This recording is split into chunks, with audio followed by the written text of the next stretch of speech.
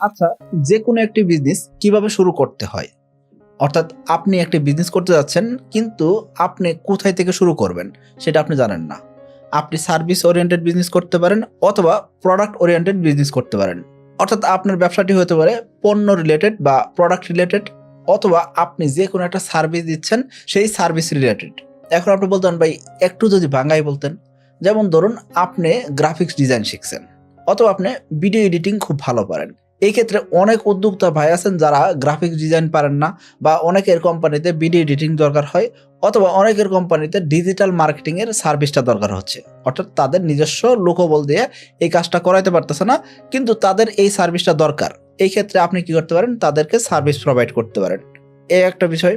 দ্বিতীয় যে বিষয় সেটা কি প্রোডাক্ট ওরিয়েন্টেড বিজনেস। অর্থাৎ আপনি যে কোনো প্রোডাক্ট বিক্রি করবেন, সেটা যে কোনো সিজনাল ফলমূল হইতে পারে, মধু হইতে পারে, খাতা কলম হইতে পারে, যে কোনো কিছু হইতে পারে। অর্থাৎ ফিজিক্যাল প্রোডাক্ট, এই প্রোডাক্ট আপনি বিক্রি করবেন।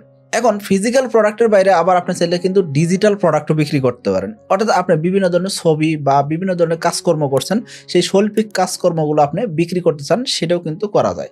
অর্থাৎ আপনি অনেকভাবে বিজনেস করতে পারেন, কিন্তু এই জিনিসটা শুরু করবেন কিভাবে? অর্থাৎ স্টার্টিংটা কেমন হবে, বা স্টার্টিং করতে আসলে টাকা লাগে নাকি কি লাগে, এটা একটা প্রশ্ন। যেহেতু আমি একজন ব্যবসায়ী এবং কি ইনভেস্টর, এই ক্ষেত্রে আমাকে অনেকের সাথে উঠা বসা করতে হয়, এবং কি আমি অনেক জায়গা থেকে শুনি যে ইনভেস্টমেন্টের অভাবে ব্যবসা বড় করতে পারতাছি না, বা ইনভেস্টমেন্টের অভাবে আমি ব্যবসা শুরু করতে পারতাছি না।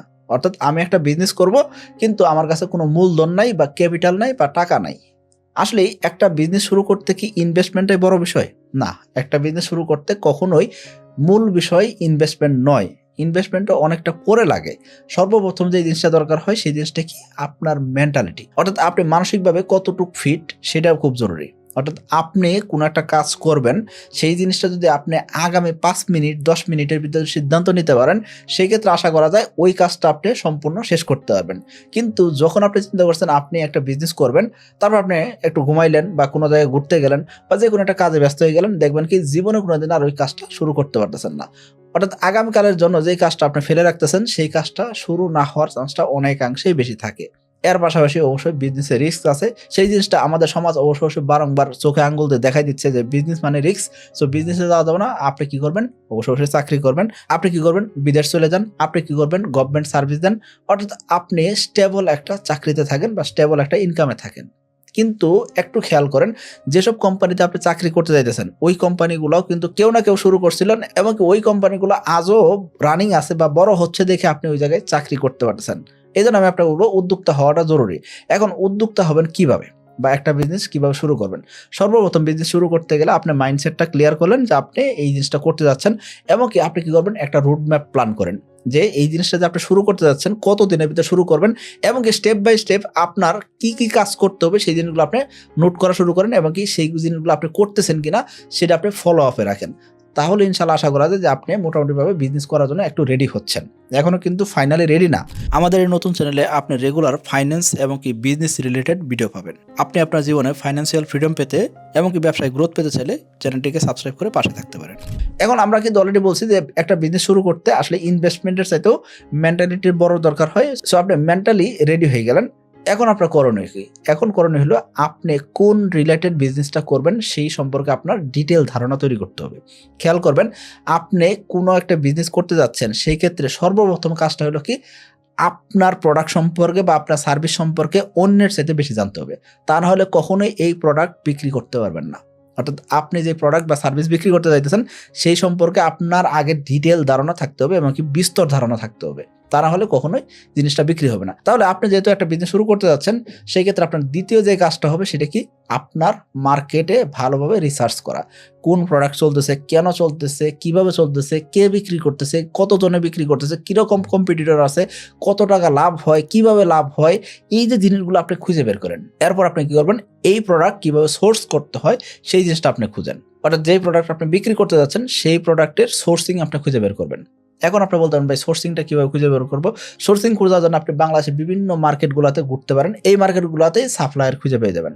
অথবা আপনি যদি নিজে ম্যানুফ্যাকচারিং করে বা নিজে উৎপাদন করে কোনো জিনিস বিক্রি করতে চান, সেই ক্ষেত্রে আপনাকে অবশ্যই এই সম্পর্কে ডিটেল ধারণা রাখতে হবে। অর্থাৎ একটা কারখানা কিভাবে চালাতে হয়, কারখানা কিভাবে রেডি করতে হয়, এই প্রোডাক্ট কিভাবে তৈরি হয়, এইসব জিনিস সম্পর্কে আপনার বিস্তর ধারণা রাখতে হবে। এখন বলতে পারেন ভাই আমি তো কারখানা নিজে চালাবো না, আমি তো লেবার দিয়ে চালাবো। হ্যাঁ, আপনার লেবার দিয়ে চালাবেন ঠিক আছে, কিন্তু দিন শেষে কিভাবে কাজ করে ফাংশনগুলো আপনাকে বুঝতে হবে। তা না হলে জীবনেও এই বিজনেসে আপনি সাস্টেন করতে পারবেন না। এখন আপনার যদি সার্ভিস ওরিয়েন্টেড বিজনেস হয়, সেই ক্ষেত্রে কি করবেন?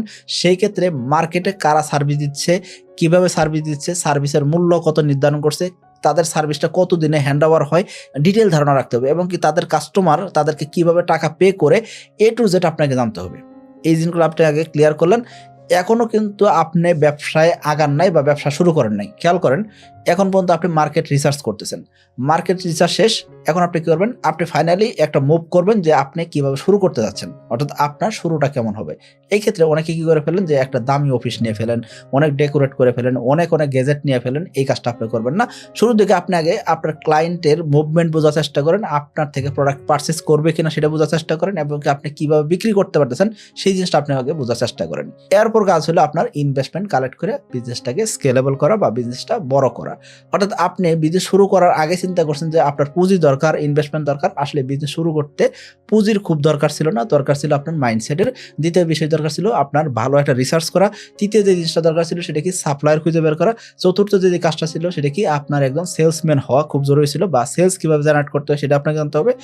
এরপরে আরো অনেক কাজকর্ম আছে, যেমন বিজনেসে ক্যাশ ফ্লো কেমনে চলে, বা একটা বিজনেসের লেজার কেমনে মেনটেন করতে হয়, একটা বিজনেসে কাস্টমার আসলে সঙ্গে সঙ্গে যে বিক্রি হয় না, কাস্টমার বারংবার নক করতে পারে কিন্তু প্রোডাক্ট নাও কিনতে পারে, সেই ক্ষেত্রে মাইন্ডসেট কেমন হবে, এবং কি কাস্টমারের সাথে কিভাবে কথা বলতে হয়, একই কাস্টমার রিপিট কেমনে করা যায়, এরকম অনেক বিষয় আপনাকে শিখতে হবে। শুধুমাত্র আপনি ইনভেস্টমেন্টের অভাবে বিজনেস শুরু করতে পারতেছেন না, এটা আসলে ভুল ধারণা। আশা করি আপনি ক্লিয়ার হয়েছেন যে আপনি একটা বিজনেস শুরু করতে চাইলে কি লাগবে।